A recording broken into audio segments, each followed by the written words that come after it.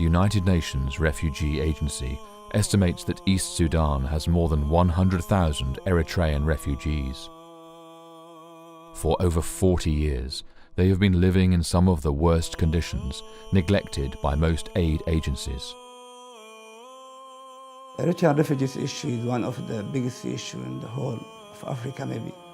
Since 1967, when the Eritrean refugees start to flood Sudan, for reason the war has been between Ethiopia and Eritrea. Since that day, up to today, the people see the flooding from Eritrea. The refugee crisis in East Sudan is by far the longest standing refugee situation in Africa. 1,800 people arrive on a monthly basis to the camps, many of them fleeing forced conscription to the army, fleeing poor conditions, hoping for a better life for them and their families. Many are unaware of the realities of what camp life is all about. Many are born within the camps. They grow up, they marry themselves, they have children and even grandchildren. For them, this is the only life that they know.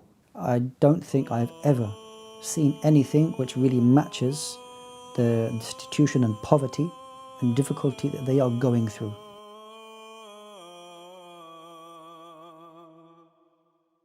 You can't say that it's life, to be honest, in all situations. It's not life at all. They don't have the basic necessity of their life.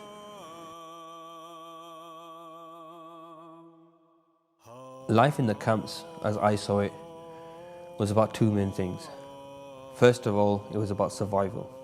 If you were able to make it till the evening, your mind was occupied about how you would make it till the morning. And if you were fortunate enough to make it till the morning, how you would survive till the evening.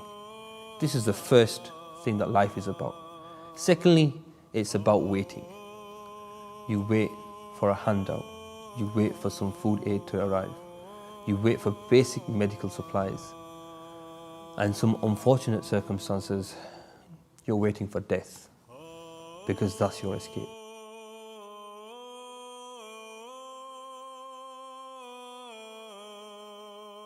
The kind of need that is just simple food and clothing, because these are the kind of things that allow them to live from one day to the next. The rest of their lives and how that they get on from one day to the next, alhamdulillah, they're doing that. They're preserving their Islam, they have good communities, they have their identity, but we just want to give them the ability to survive from one day to the next, to have some food. One home that we visited, if you can call it a home, was of a woman who had 4 children. Unfortunately, 3 of them were mentally and physically challenged. So much so that they were tied to the beds that were in the house to stop them from harming themselves and stop them from running away. I asked her where her husband was, and she said he left 5 years ago in search of work and food and hasn't returned since. And for that period of time, she had spent looking after her children. Regular food to families like this will ensure that at least the children that they have, they're able to look after. At least the situation that they're in is not made worse with the absence of food.